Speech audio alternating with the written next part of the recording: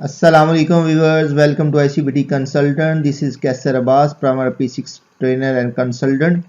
इस वीडियो में आपको बताने जा रहा हूं कि आप एक्टिविटी आईडीज को रिप्लेस कैसे कर सकते हैं।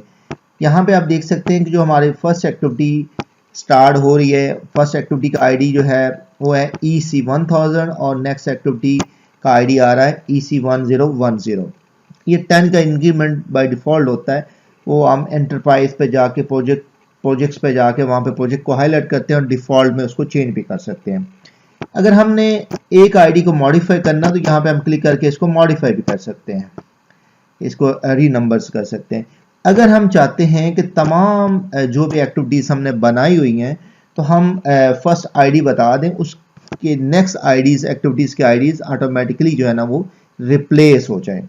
तो इसके लिए सबसे पहले तो हमने तमाम एक्टिविटीज को सिलेक्ट कर लेना है, कंट्रोल ए। इसके बाद हमने एडिट पर क्लिक करना है और नेक्स्ट री नंबर एक्टिविटी आईडीज। और यहां पर आप देख रहे हैं कि ये डिफरेंट ऑप्शंस आ रहे हैं, तो यहाँ पे आपने ऑटो नंबर पे क्लिक करना है और जो प्रीफिक्स है यहाँ पे आप देख रहे हैं कि EC आ रहा है और यहाँ पे इसको हमने करना है A से, हम इसको रिप्लेस करना चाहते हैं। EC की जगह हम A लाना चाहते हैं और हम चाहते हैं कि A1000 से ये स्टार्ट हो और इंक्रीमेंट इसमें बाय डिफॉल्ट जो आ रहा है वो आ रहा है 10 का, तो हम इसको 20 करना चाहते हैं और इसके बाद हम ओके कर देंगे।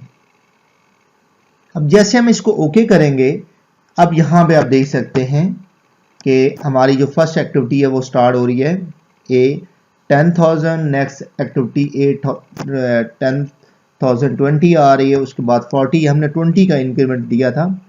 उम्मीद है व्यूवर्स ये वीडियो आपको पसंद आई होगी। हमारी लेटेस्ट वीडियो को देखने के लिए प्लीज़ हमारे चैनल को सब्सक्राइब भी कर दें और बेल पर लाजमी क्लिक कर दें ताकि हमारी लेटेस्ट आने वाली वीडियोज़ की आपको नोटिफिकेशन मिल सके। Thank you very much.